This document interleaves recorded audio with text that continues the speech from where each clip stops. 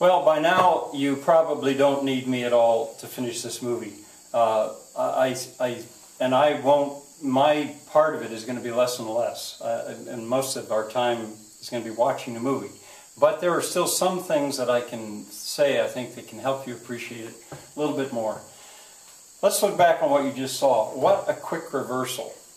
Think of that monologue at the beginning when Beatrice railed against men who fell in love, and just like that. That's all it took, the idea that he was loved. And it worked. It worked with her as well. That's a very fun scene. Splashing in the fountain. Something I usually don't take the time to... splashing in the fountain. I usually don't take the time to tell kids this, but I like to point it out. When you make movies, you make mistakes sometimes, and Brandon made a mistake here. He filmed the scene of him splashing in that fountain. Wonderful, wonderful scene. He must have filmed that before they filmed the scene where they were singing. If you'd go back and look at that, the water, when they're singing that wonderful song around the fountain, the water's not very clear. Well, I know darn well what happened. He filmed the splashing scene, and it was going to just take too long for that water to settle down again. It's not a big deal at all, but it's just one of those things. If you want to pick, if you look, you can see that kind of thing. Now you're going to meet Dogberry. For most of my students, probably he is the favorite character. You haven't known anything about him yet. He's so memorable. He is always with Vergis. He's got he calls him neighbor. Vergis would be his sidekick, I think you'd call it. And you're also going to meet the Watch. Dogberry is the constable. He's the one in charge of the law. The part is performed wonderfully by Michael Keaton. Now, Dogberry, part of his character is, well, first of all, he just thinks he's God's gift to the world. He thinks he's handsome. He thinks he's wonderful. Nobody else really thinks that except maybe Vergis. Vergis seems to be pretty impressed with him. Well, he loves to use big words, whether he knows what they mean or not.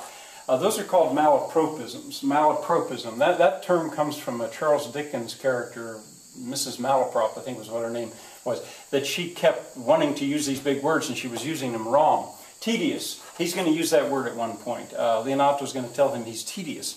Well, tedious is not a good word. It means you're a pain in the butt. But Dogberry figures it must be good if it's about him. So he's flattered.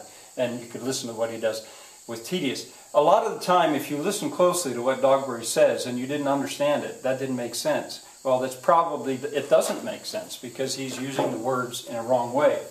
He serves as comic relief. That has been a very dramatic scene, the excitement of the two of them discovering that they are loved, or at least being fooled into thinking that they are loved by someone that they love, and all that drama. I'm sure most of you have heard of that before. They know when they have plays and movies, you can't have heavy drama all the time. The audience has to have a chance to relax and laugh. Well, Dogberry serves as comic relief, but he serves as much more than that, as you're going to see later in the movie. The scene up in the bedroom, supposedly at the bedroom window, what I do with that is I fast forward. I don't skip it, I fast forward across it because it's a little weird with a classroom full of kids and stuff. Shakespeare suggests that Hero was talking out her window with a man. Well, in modern world, what's the big deal with that? But this is Italy, Renaissance Italy, and that was enough. That was enough to really amount to being unfaithful. Well, Brandon necessarily, I think, makes it look like there was more that went on up there than just talking. So I recommend that, I don't know, you might want to fast forward across that. It's sort of one of those tricky spots in the movie you got to deal with. I call it the bedroom scene here. That's what they make it into, but it's just up at the window in Shakespeare's play. If you go back to that website and read the play. All right, it's funny stuff when Dogberry goes up to Leonato and talks about, he's apologizing for Vergis, and he says, when the age is in, the wit is out. Well, my students learn to memorize, they memorize that. As a matter of fact, it's part of their job here, is memorizing some Shakespeare. And they use that on me pretty often. I'd make mistakes, and I told them, you're allowed to do that. I'm getting old. Say, when the age is in, the wit is out. And they often did.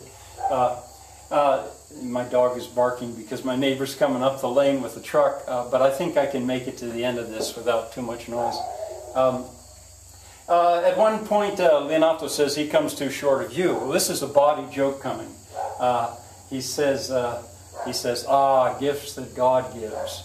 I guess you're just going to have to let your mind go there to figure out what the joke is. Well, no, in the movie, there's a little trick that they do to help you get that joke.